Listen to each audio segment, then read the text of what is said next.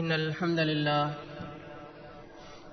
نحمده ونستعينه ونستغفره ونعوذ بالله من شرور أنفسنا ومن سيئات أعمالنا من يهده الله فلا مضل له ومن يضلله فلا هادي له وأشهد أن لا إله إلا الله وحده لا شريك له وأشهد أن محمدا عبده ورسوله فإن أصدق الحديث كتاب الله وخير الهدي هدي محمد صلى الله عليه وسلم وشر الأمور محدثاتها وكل محدثة بدعة وكل بدعة ضلالة وكل ضلالة في النار.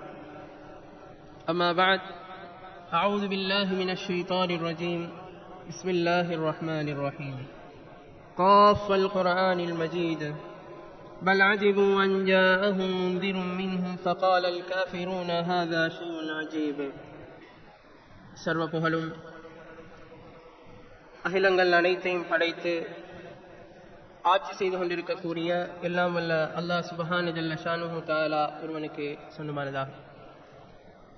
சாந்தியும் சமாதானமும் ஸலவாத்தும் சலாம் இறுதி தூதர் முஹம்மது ரசூலுல்லாஹி ஸல்லல்லாஹு அலைஹி வஸல்லம் அவர்கள் மீதிலும் அவர்களை பின்பற்றிய அவர்களது உத்தம தோழர்கள் தாபீன்கள் தபு தாபீன்கள் ஏனைய எல்லா முஸ்லிம்கள் மீதும் உண்டாவதாக.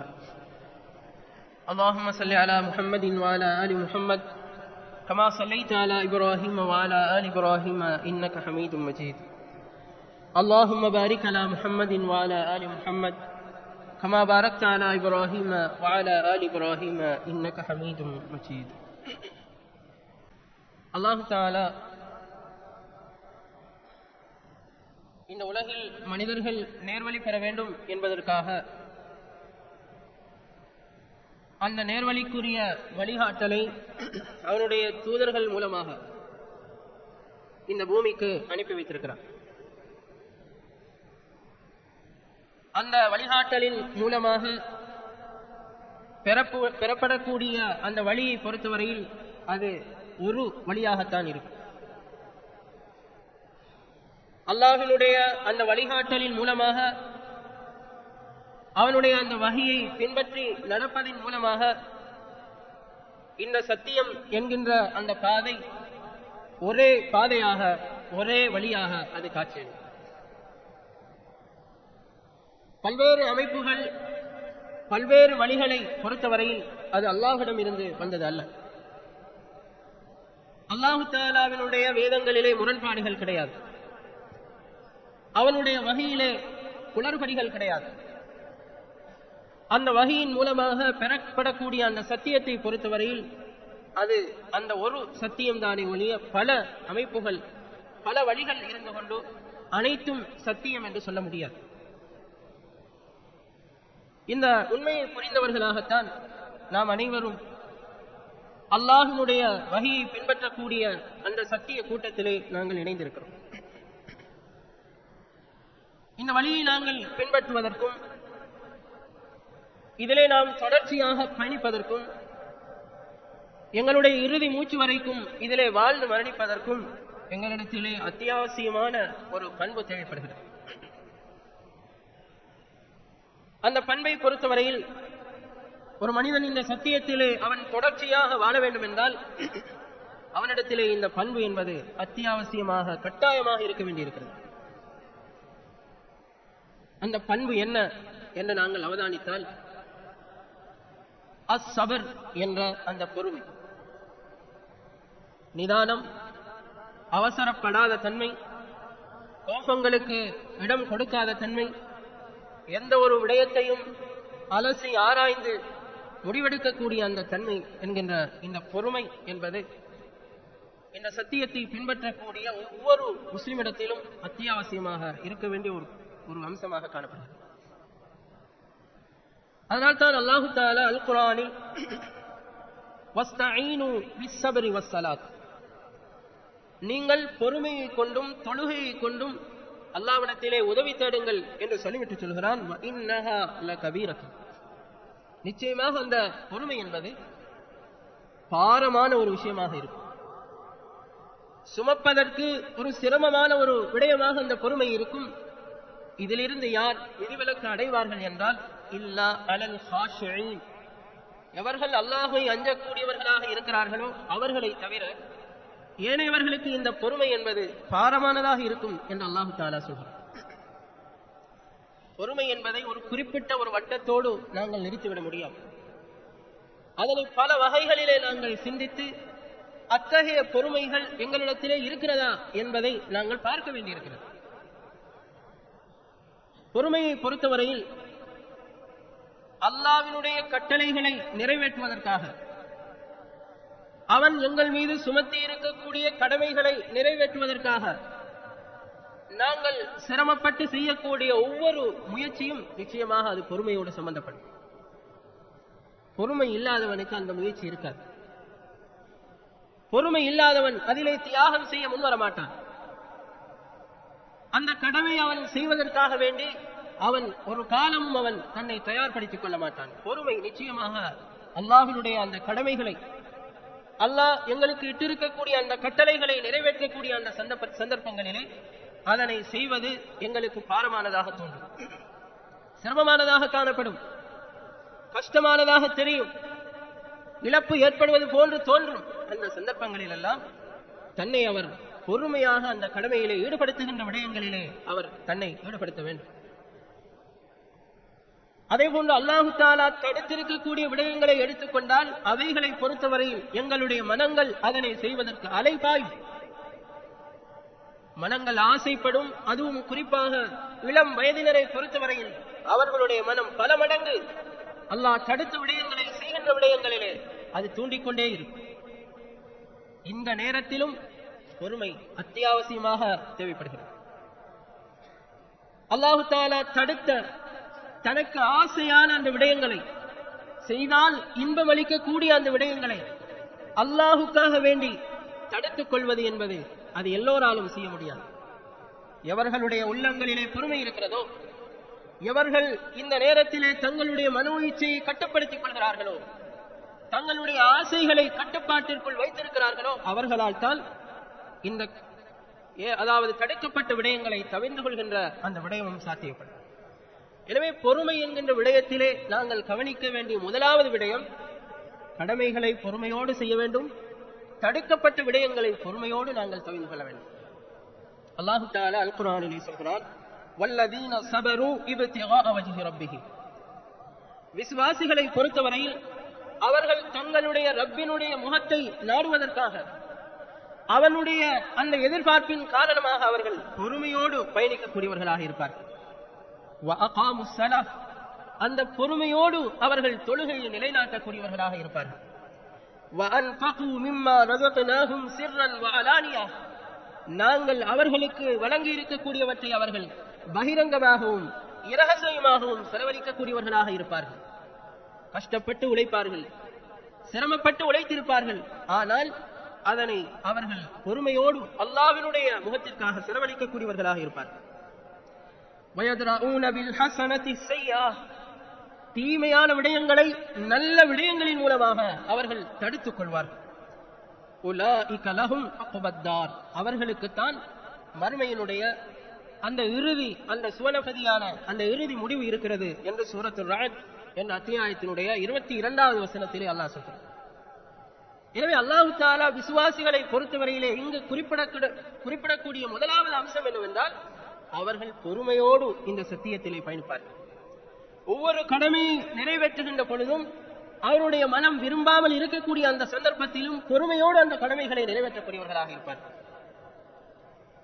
தூக்கம் நன்றாக செல்லக்கூடிய அந்த சந்தர்ப்பத்தில் ஷைத்தான் அவருடைய காதுகளிலே சிறுநீரை கழித்துவிட்டு நன்றாக தூங்கு என்று தடவி கொடுக்கக்கூடிய அந்த சந்தர்ப்பத்தில் சுபஹ் தொழுகைக்காக அந்த ஷைத்தானுடைய கட்டுகளை எல்லாம் உடைத்துக் கொண்டு அதான் சத்தம் கேட்டதும் ஒருவர் எழுந்து வருகிறாரே, அது எல்லோராலும் செய்ய முடியாது. அது பொறுமையாளிகளால் செய்யப்பட வேண்டிய மிக முக்கியமான ஒரு அமல். எல்லோராலும் அது சாத்தியப்படாது. தொடர்ச்சியாக எல்லோராலும் அதனை செய்ய முடியாது.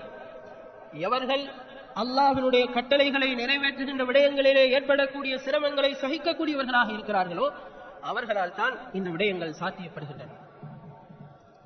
அல்லாஹ் தஆலா அல் குர்ஆனிலே சொல்கிறான், உலாயிக யுஜ்ஸவுனல் குர்ஃபத பிமா ஸபரு, அவர்களை பொறுத்தவரையில் மறுமையிலே அவர்கள் சுவன அறைகள் கொடுக்கப்படுவார்கள். ஏன் கொடுக்கப்படுகிறார்கள் என்றால் அவர்கள் பொறுமையோடு இந்த சத்தியத்திலே பயணித்ததன் காரணமாக, பொறுமையாக அவர்கள் இருந்ததன் காரணமாக அவர்கள் அதனை கொடுக்கப்படுகிறார்கள். அந்த சுவன அறைகளுக்கு அவர்கள் வரக்கூடிய அந்த சந்தர்ப்பங்களில் எல்லாம் உங்கள் மீது சலாம் உண்டாவதாக, உங்கள் மீது சாந்தி உண்டாவதாக என்று அவர்கள் வரவேற்கப்படுவார்கள் என்று அல்லாஹ் சொல்கிறார். இவர்கள் யார்? பொறுமையாளிகள், பொறுமையோடு இந்த சத்தியத்திலே பயணித்தவர். இந்த உலகத்திலே ஒரு நிறுவனத்தை நடத்தக்கூடியவன் அவன் எவ்வளவு பொறுமையோடு அந்த நிறுவனத்தை நடத்துகிறான், எவ்வளவு சிரமங்களோடு அந்த நிறுவனத்தை அவன் கொண்டு செல்கிறான். தனக்கு வரக்கூடிய சில இலாபங்களை கூட அவன் அனுபவிக்காமல் அதனை தற்காத்து வைத்துக் கொள்கிறான். ஏன்? தன்னுடைய நிறுவனத்தை பாதுகாத்துக் கொள்வதற்காக, தன்னுடைய செலவுகளை குறைப்பதற்காக, பயண செலவுகளை குறைப்பதற்கு அவன் முயற்சி செய்கிறான். பல சிரமங்களை அவன் அனுபவித்த அந்த நிறுவனத்தை அவன் கட்டி எழுப்புகிறான். நோக்கம் என்ன? நல்ல ஒரு பெரிய ஒரு நிறுவனமாக, இலாபம் தரக்கூடிய ஒரு நிறுவனமாக தன்னுடைய நிறுவனத்தை மாற்ற வேண்டும் என்பதற்காகத்தான் அவன் அவ்வளவு பாடுபடுகிறான், முயற்சி செய்கிறான். ஆனால் நாம் அடையக்கூடிய சுவனம் இருக்கிறதே, இந்த நிறுவனத்தை காட்டிலும் அது பல மடங்கு உயர்வானது. ஏன்? அல்லாஹு தஆலா ஆக குறைந்த அந்தஸ்துக்கு கொடுக்கக்கூடிய, ஆக குறைந்த அந்தஸ்திலே இருக்கக்கூடிய மனிதனுக்கு கொடுக்கக்கூடிய அந்த சுவனத்தை பொறுத்தவரை இந்த உலகத்தை போன்று 10 மடங்கு அல்லாஹு தஆலா கொடுக்கிறார்.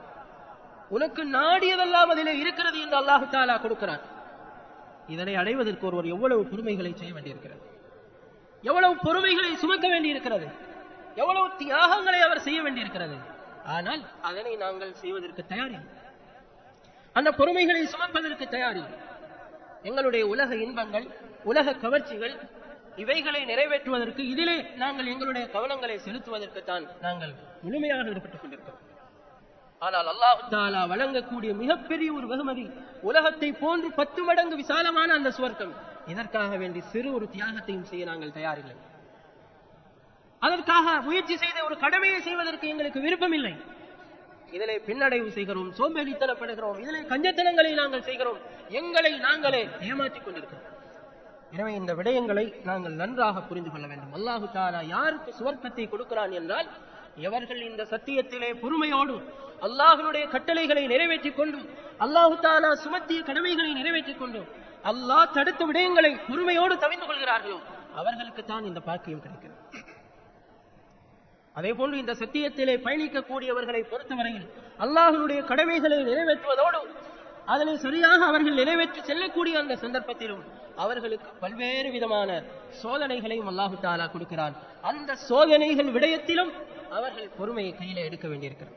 அல்லாஹு தஆலா முன்கூட்டிய விசுவாசிகளுக்கு சொல்லக்கூடிய செய்தி என்னவென்றால், லதுப்லஉன்ன ஃபீ அம்வாலிக்கும் வ அன்ஃபுசிக்கும், நிச்சயமாக நீங்கள் உங்களுடைய சொத்துகளிலே சோதிக்கப்படுவீர்கள், அதே போன்று உங்களுடைய உயிர்களிலே நீங்கள் சோதிக்கப்படுவீர்கள். وَلَتَسْمَعُنَّ مِنَ الَّذِينَ أُوتُوا الْكِتَابَ مِنْ قَبْلِكُمْ وَمِنَ الَّذِينَ أَشْرَكُوا أَذًى كَثِيرًا. எவர்கள் வேதம் கொடுக்கப்பட்டிருக்கிறார்களோ அவர்களிடமிருந்தும், எவர்கள் இணை வைப்பாளர்களாக இருந்து கொண்டிருக்கிறார்களோ அவர்களிடமிருந்தும் நீங்கள் பல நோவினைகளை, துன்புறுத்தக்கூடிய வார்த்தைகளை, உங்களை காயப்படுத்தக்கூடிய அந்த வார்த்தைகளை நீங்கள் செவிமடுப்பீர்கள்.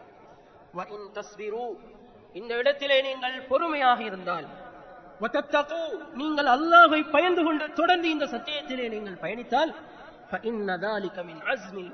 இதுதான் செய்யக்கூடிய காரியங்களிலேயே மிகப்பெரிய ஒரு காரியம் என்று அல்லாஹ் தஆலா சொல்கிறார். ஒரு மனிதன் கடமையை செய்கிறான், அதன் மூலமாக அவன் பொறுமையை கடைபிடிக்கிறான், சோதனை, அவன் பொறுமையாக இருக்கிறான், பொறுமையோடு அவனுடைய கடமைகளை செய்கிறான். அல்லாஹ் தடுத்த விடயங்கள் இன்பமாக இருக்கின்றன, ஆசையாக இருக்கின்றன, பொறுமையோடு அவன் அதனை தவிர்த்து கொள்கிறான். இதனோடு அவன் விடப்படுவதில்லை, அவனுக்கு இன்னும் சோதனைகள் கிடைக்கின்றன. அல்லாஹ் சொல்கிறான், உங்களுடைய சொத்துக்களிலே நீங்கள் சோதிக்கப்படுவீர்கள், உங்களுடைய உயிர்களிலே நீங்கள் சோதிக்கப்படுவீர்கள். அது மட்டுமல்ல, சத்தியவாதிகளாக இருக்கக்கூடிய உங்களுக்கு எதிராக பல பிழையான வார்த்தைகளை, பல அவதூறான வார்த்தைகளை, பல துன்புறுத்தக்கூடிய அந்த வார்த்தைகளை யூதர்களும் கிறிஸ்தவர்களும் முஷ்ரிக்குகளும் சொல்லுவார்கள். அந்த சந்தர்ப்பத்திலே நீங்கள் அந்த இடத்திலும் நீங்கள் பொறுமையாக இருப்பீர்களே, ஆனால் இது காரியங்களிலே மிகவும் பெரிய ஒரு காரியம், சாதனைக்குரிய ஒரு காரியம் என்று அல்லாஹ் சொல்கிறார். அந்த சாதனையாளர்களுக்குத்தான் சுவர்க்கம் இருக்கிறது, அவர்களுக்குத்தான் வெற்றி இருக்கிறது என்பதை அல்லாஹ் தஆலா சொல்கிறார். அதே போன்று அல்லதீன ஸபரு வ அலா ரப்பிஹிம் யதவக்கலூன், மனிதன் மூலமாக அல்லது ஏதோ ஒரு வகையிலே ஏற்படக்கூடிய அந்த சோதனைகள், அந்த துன்புறுத்தல்கள் விடயத்திலே அவர்கள் பொறுமையாக இருப்பார்கள். உண்மையான விசுவாசிகள் பொறுமையை கடைபிடிப்பார்கள். அத்தோடு அவர்கள் அந்த எல்லா விடயங்களையும் அல்லாஹ்விடத்திலேயே பொறுப்பு சாட்டி அவர்கள் இருந்து விடுவார்கள் என்று அல்லாஹ் தஆலா சொல்கிறார். இதெல்லாம் யாரிடத்திலே சாத்தியமாகும் என்றால், அல்லாஹ் யாருக்கு நலவை நாடி இருக்கிறானோ அவர்களுக்கு தான் இது சாத்தியம். அவர்களை பொறுத்தவரையில் அவர்கள் மிக குறைவானவர்களாக இருப்பார்கள். இந்த பெரிய சாதனையை நிகழ்த்தக்கூடியவர்களை பொறுத்தவரையில் மிக குறைந்த மக்களாக அவர்கள் இருப்பார்கள் என்பதை நாங்கள் புரிந்து கொள்ள வேண்டும்.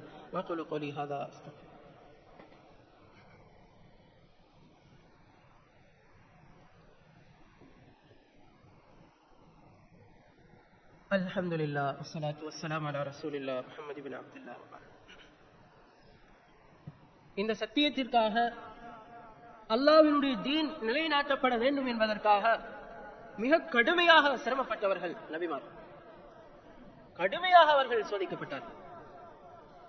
அதனால் தான் அல்லாஹ் தஆலா நபி ஸல்லல்லாஹு அலைஹி வஸல்லம் அவர்களை பார்த்தும் சொல்கிறான், ஃபஸ்பிர் கமா ஸபர உலுல் அஸ்மி மினர் ருசுல்.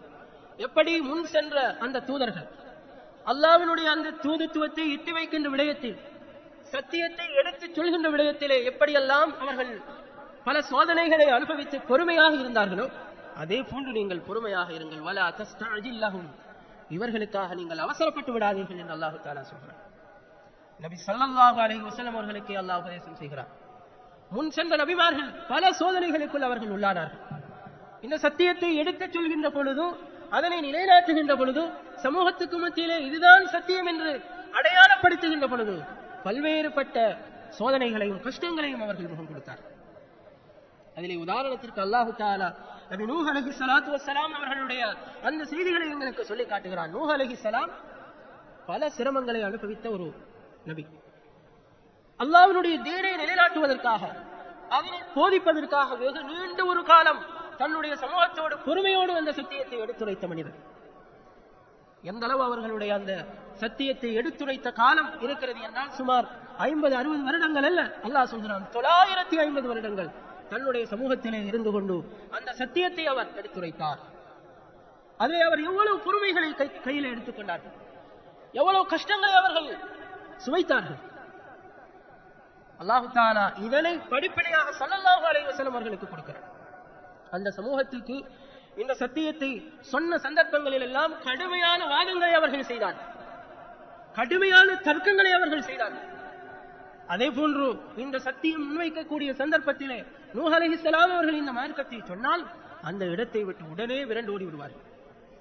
அதே போன்று இந்த சத்தியத்தை அவர்கள் சொல்லக்கூடிய அந்த சந்தர்ப்பத்திலே தங்களுடைய ஆடைகளால் அப்படியே மூடிக்கொண்டு தங்களுடைய காதுகளுக்குள் அவர்கள் பொத்திக் கொள்வார்கள். நூஹ் அலைஹிஸ்ஸலாம் அவர்கள் மூலமாக மிகப்பெரிய ஒரு கஷ்டத்தை அவர்கள் உணர்வதாக நினைத்து அவருடைய அழைப்பு தங்களுடைய காதுகளுக்கு கேட்கக்கூடாது என்பதற்காக போத்திக் கொள்வார்கள், காதுகளை அவர்கள் மூடிக்கொள்வார்கள். அதே போன்று இந்த சத்தியத்தை முன்வைத்த நூஹ் அலைஹிஸ்ஸலாம் அவர்களை கிண்டலும் கேலியும் அவர்கள் செய்தார்கள். அதே போன்று இதனை பின்பற்றிய இந்த சத்தியத்தை எடுத்துரைத்த நூஹ் அலைஹிஸ்ஸலாம் அவர்களையும் அவர்களோடு இருந்தவர்களையும் இழிவானவர்களாக கருதி பெருமைத்தனங்களை அவர்களுக்கு மத்தியிலே முன்வைத்தார்கள், பெருமையடித்தார்கள். இவ்வளவு கஷ்டங்களுக்கு மத்தியிலும் சிரமங்களுக்கு மத்தியிலும் நூஹ் அலைஹிஸ்ஸலாம் அவர்கள் 950 வருடங்கள் அந்த சமூகத்தோடு அவர்கள் தாக்கு பிடித்தார்கள். 950 வருடங்கள் அழைப்பு செய்த போதும் வமா ஆமன மாஹு இல்லா கலீல், அவர்களை ஒரு குறிப்பிட்ட ஒரு சிலர், மிக குறைவானவர்கள் தான் ஈமான் கொண்டார்கள் என்று அல்லாஹ் சொல்கிறான். இப்படிப்பட்ட ஒரு பொறுமைசாலி நூஹ் அலைஹிஸ்ஸலாம்.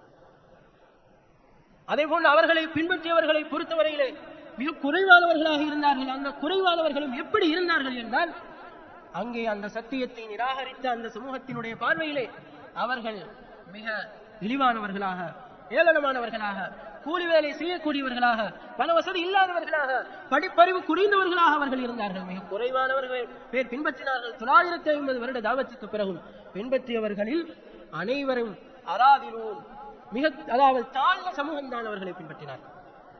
இதை ஏன் அல்லாஹ் தஆலா எங்களுக்கு சொல்கிறான்? இதை ஏன் அல்லாஹ் தஆலா ஸல்லல்லாஹு அலைஹி வஸல்லம் அவர்களுக்கு சொல்கிறான் என்றால், இந்த சத்தியத்தை பின்பற்றுகின்ற விடயமாக இருந்தாலும் சரி, இந்த சத்தியத்தை மனிதர்களுக்கு மத்தியிலே எடுத்துரைக்கின்ற விடயமாக இருந்தாலும் சரி, அதிகமானவர்கள், பல வசதி உள்ளவர்கள், படித்தவர்கள் என்று தங்களை பாராட்டிக் கொள்ளக்கூடியவர்கள் வசதியோடு இருப்பதாக தங்களை நினைத்துக் கொண்டிருக்கக்கூடியவர்களுக்கு இந்த சத்தியம் கசப்பானதாக தெரியும், அது ஏற்றுக்கொள்ள முடியாததாக தெரியும். அவர்களுடைய மனங்கள் அங்கீகரிக்காது. இந்த சத்தியத்தை பின்பற்றுகின்றவர்களை பொறுத்தவரையில் வசதி குறைந்தவர்களாக, படிப்பறிவற்றவர்களாக, மிக தாழ்ந்தவர்களாக அவர்களை கருதுவார்கள். எனவேதான் அல்லாஹு தஆலா ஆரம்ப நபி நூஹ் அலைஹிஸ்ஸலாம் அவர்களுடைய அந்த விடயத்தை எங்களுக்கு சொல்லி காட்டுகிறார். இந்த சத்தியத்தை பின்பற்றுகின்ற விடயங்களில், அதனை எடுத்துரைக்கின்ற விடயங்களில் பல சோதனைகள் பல வகைகளிலே வரும் என்பதை ஸல்லல்லாஹு அலைஹி வஸல்லம் அவர்களுக்கு அல்லாஹ் தஆலா சொல்லி காட்டுகிறார். அதே போன்று ஸல்லல்லாஹு அலைஹி வஸல்லம் அவர்களுக்கு அல்லாஹ் இன்னொரு விடயத்தையும் சொல்கிறான். உங்களை பின்பற்றக்கூடியவர்கள், உங்களை ஏற்றுக்கொண்டிருப்பதாக சொல்லக்கூடியவர்கள், உங்களுடைய மார்க்கத்திலே இருப்பதாக சொல்லிக் கொள்ளக்கூடியவர்கள் கூட உங்களுக்கு நோவினை செய்வார்கள் என்பதையும் அல்லாஹ் தஆலா சொல்கிறார். ஸல்லல்லாஹு அலைஹி வஸல்லம் அவர்களுக்கு அல்லாஹ் சொல்லக்கூடிய செய்தி, வஸ்பிர் அலா மா யகூலூன வஹஜுர்ஹும் ஹஜ்ரன் ஜமீலா. அவர்களுடைய அந்த பிழையான அந்த வார்த்தைகள், அவர்கள் சொல்லக்கூடிய அந்த விடயங்களிலே நீங்கள் பொறுமையோடு செல்லுங்கள், அவர்களை அழகான முறையிலே வெறுத்து ஒதுக்கி விடுங்கள் என்று அல்லாஹ் தஆலா சொல்லி காட்டுகிறார். ஸல்லல்லாஹு அலைஹி வஸல்லம் அவர்கள் எப்படிப்பட்ட சந்தர்ப்பங்களில் எவ்வாறான பல தியாகங்களை செய்த ஒரு நபியாக அவர்கள் இருந்தார்கள். ஆனால் அவர்களை ஏற்றுக்கொண்ட சமூகம் கூட அவர்களுக்கு பல நோவினைகளை செய்தார்கள். ஒரு யுத்தத்திலே பங்கு கொடுக்கப்படுகிறது, கனிமத்து பொருட்களை பங்கு வைக்கிறார்கள், ஒருவர் எழுந்து சொல்கிறார், அல்லது அவர்களுக்கு மத்தியிலே கதைத்துக் கொள்கிறார்கள். இந்த பங்கு பிரிவினையிலே நீதம் கிடையாது, இந்த பங்கு பிரிவினையே அல்லாஹ்வினுடைய முகம் நாடப்படவில்லை. ஏதோ தன்னுடைய சமூகத்திற்காக, தன்னுடைய கோத்திரத்தை திருப்திப்படுத்துவதற்காக, தன்னுடைய குடும்பங்களுடைய திருப்தியை அடைந்து கொள்வதற்காக இவர் செய்கிறாரே ஒழிய, பங்கு வைக்கிறாரே ஒழிய, இதிலே அல்லாஹ்வினுடைய முகம் நாடப்படவில்லை என்று ஸல்லல்லாஹு அலைஹி வஸல்லம் அவர்களை பார்த்து அவர்களோடு இருந்தவர்கள் சொன்னார். ஸல்லல்லாஹு அலைஹி வஸல்லம் அவர்கள் இதனை கேள்விப்பட்டார்கள். கேள்விப்பட்டவுடன் அவர்கள் சொன்ன வார்த்தை என்னவென்றால், ரஹிமல்லாஹு மூசா, மூசாவுக்கு அல்லாஹ் அருள் புரிவானாக, மூசா அலைஹிஸ்ஸலாம் அவர்களுக்கு அல்லாஹ் தஆலா அருள் புரிவானாக. அது ஊதிய பி அக்ஸர மின் ஹாதா ஃபஸபர். அவர் இதைவிட அதிகமாக தன்னுடைய சமூகத்தால் பாதிக்கப்பட்டார்கள், தன்னை பின்பற்றியவர்களால் இதைவிட அதிகமாக அவர்கள் சோதிக்கப்பட்டார்கள். ஆனால் அவர்கள் பொறுமையோடு அவர்கள் இருந்தார்கள் என்று ஸல்லல்லாஹு அலைஹி வஸல்லம் அவர்கள் அந்த இடத்திலே மூசா அலைஹிஸ்ஸலாம் அவர்களுடைய அந்த பொறுமையை ஞாபகப்படுத்தி அவர்கள் பொறுத்துக் கொண்டார்கள். எனவே இந்த சத்தியத்தை பொறுத்தவரையில், அதனை பின்பற்றுவதை பொறுத்தவரையில், அதனை எடுத்து மக்களுக்கு மத்தியிலே அதனை வழிநடாத்துவதை பொறுத்தவரையில், அதிலே எதுவாக இருந்தாலும் அதிலே அதிகமான பொறுமைகள் தேவைப்படுகிறது. அந்த பொறுமைகளுக்கு மத்தியிலே தான், சகிப்புத்தன்மைகளுக்கு மத்தியிலே தான் இந்த சத்தியத்தை பின்பற்ற வேண்டிய தேவை இருக்கிறது. அது மட்டுமல்ல, வெளியில் இருந்து வரக்கூடிய விமர்சனங்கள், அவர்களிடமிருந்து வரக்கூடிய பல விமர்சனங்களை பொறுத்தவரையில் பதில் சொல்லி முடிக்க முடியாது. ஸல்லல்லாஹு அலைஹி வஸல்லம் அவர்களுக்கும் அவ்வாறான பல சோதனைகள் நிகழ்ந்தது. ஸல்லல்லாஹு அலைஹி வஸல்லம் அவர்களை பொறுத்தவரையில் அந்த சமூகத்திலே எனக்கு வஹி வருகிறது, அல்லாஹ் தஆலா எனக்கு வஹியை இறக்குகிறான் என்று சொல்லிக் கொண்டிருந்தார். ஏழை சமூகங்களுடைய வாதம் என்ன? அல்லாஹ்வை நம்பினார்கள், அல்லாஹ்வை ஏற்றுக்கொண்டார்கள், அல்லாஹ்வை நம்பிய சமூகம் சொன்னார்கள், உங்களுக்கு வஹி வரவில்லை, நீங்கள் பொய்யை சொல்லுகிறீர்கள், நீங்களாக கற்பனை செய்து கொள்கிறீர்கள், அல்லது உங்களுக்கு சூனியம் செய்யப்பட்டிருக்கிறது, உங்களுக்கு ஏதோ ஜின்னுடைய ஊசலாட்டம் இருக்கிறது என்று அந்த சமூகத்திலே உள்ளவர்கள் சொன்னார். அவைகளையெல்லாம் சவால்களுக்கு உட்படுத்தக்கூடிய வகையிலே ஸல்லல்லாஹு அலைஹி வஸல்லம் அவர்களுடைய காலத்திலே பல சம்பவங்கள் நடந்தது. ஒரு கூட்டம் ஸல்லல்லாஹு அலைஹி வஸல்லம் அவர்களிடத்திலே வந்து, நாங்களும் இந்த இஸ்லாத்தை ஏற்றுக்கொள்கிறோம் என்று அவர்களை ஏமாற்றி 70 நபித்தோழர்களை, அருமையான குர்ஆனை நன்றாக ஓதக்கூடிய, இரவு பகலாக நின்று வணங்கக்கூடிய, இரவிலே நின்று வணங்கிக் கொண்டு பகலிலே உழைத்து அதன் மூலமாக சதகா செய்யக்கூடிய 70 நபித்தோழர்களை அப்படியே பாரம் கொடுத்தார். வேறு மவுனா என்ற இடத்திலே அவர்கள் மோசடி செய்து அந்த 70 பேர்களை கொலை செய்தார்கள். கொலை செய்தவுடன் அது கொலை செய்யப்பட்டு கொண்டிருக்கக்கூடிய அந்த சந்தர்ப்பத்திலேயே ஸல்லல்லாஹு அலைஹி வஸல்லம் அவர்கள் நேரடியாக அந்த செய்தியை அந்த சமூகத்துக்கு சொன்னார்கள். இந்த 70 பேர்களும் கொலை செய்யப்படுகிறார்கள், மோசடிக்கு உட்படுத்தப்படுகிறார்கள் என்ற செய்தியை சொன்னார்கள். இங்கு ஏற்பட்ட கேள்வி என்னவென்றால், இவர்கள் சதித்திட்டம் தீட்டி அவர்களுக்கு மத்தியிலே கதைத்து பேசி முஹம்மதை ஏமாற்ற வேண்டும் என்று சொல்லித்தான் வந்து இந்த 70 பேர்களை அழைத்துச் செல்கிறார்கள். வஹி வருகிறது என்றால் ஏன் இந்த நபி 70 பேரை காப்பாற்றவில்லை? கொல்லப்படுகிறார்கள் என்ற செய்தியை மட்டும் நேரடியாக சொல்ல தெரிகிறது என்றால் ஏன் இவர்கள் சதித்திட்டத்தோடு வந்திருக்கிறார்கள் என்பதை புரிந்து கொண்டு வகையின் உத்தரவின் அடிப்படையிலே அவர்களை தடுக்க முடியவில்லை என்ற அந்த கேள்வி அந்த சமூகத்துக்கு மத்தியிலே எழுந்தது. ஆனால் அல்லாஹ் ஒரு சோதனையாக அமைத்தான். சஹாபாக்களுக்கும் சோதனை, நபிக்கும் சோதனை. பொறுமையோடு இருந்தார். சுமார் 16 மாதங்கள் மதீனாவுக்கு வந்ததற்கு பிறகு, அதற்கு முன்னால் அதிகமான காலங்கள் ஸல்லல்லாஹு அலைஹி வஸல்லம் அவர்கள் மஸ்ஜிதுல் அக்ஸாவை முன்னோக்கி தொழுது கொண்டிருந்தார்கள். அதனை கிபிலாவாக அமைத்து தொழுது கொண்டிருந்தார்கள்.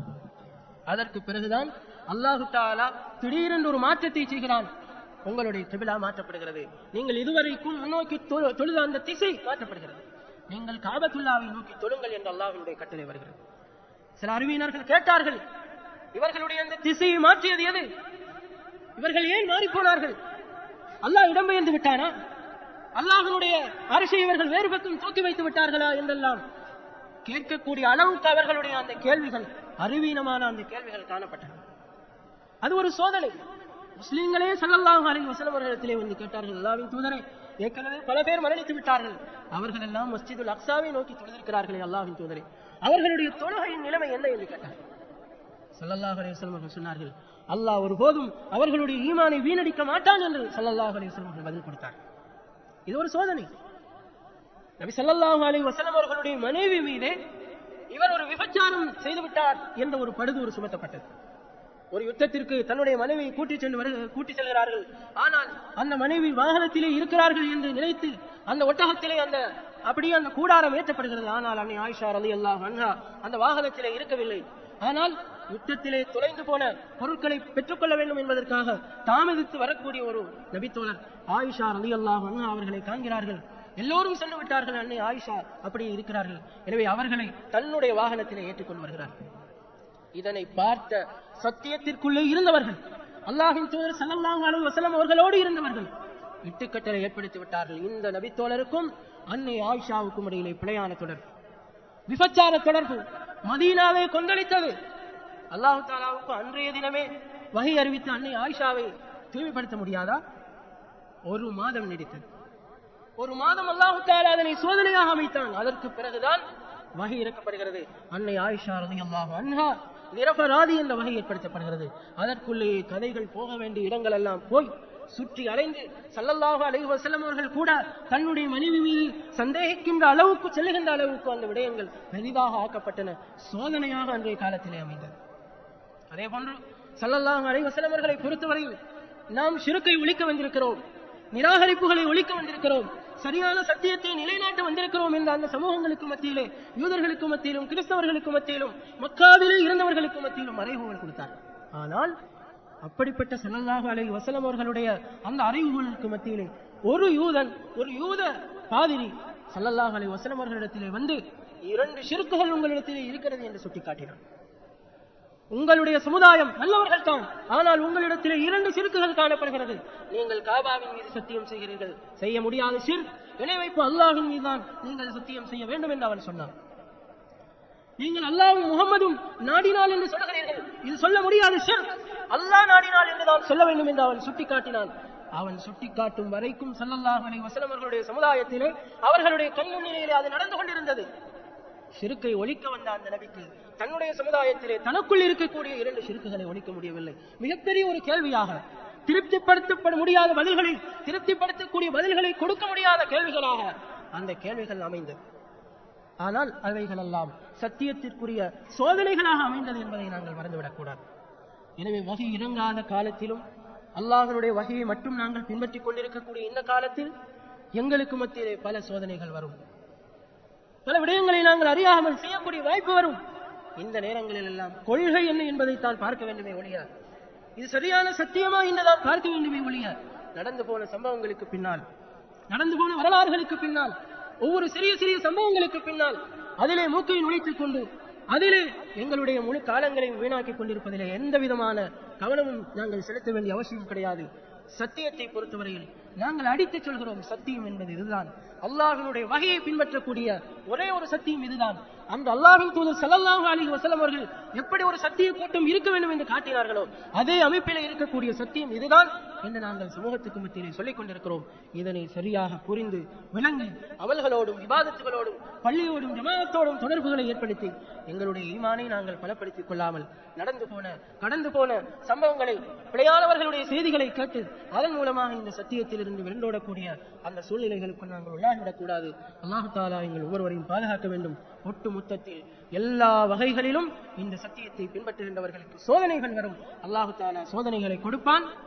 அந்த சந்தர்ப்பத்தில் பொறுமையோடும் நிதானமாக இந்த சத்தியத்திலே பயணிக்கக்கூடிய நல்லவர்கள் கூட்டத்திலே அல்லாஹ் தஆலா எங்கள் ஒவ்வொருவரையும் ஆக்க வேண்டும். வஅகூலு கௌலி ஹாதா அஸ்தக்ஃபிருல்லாஹ்.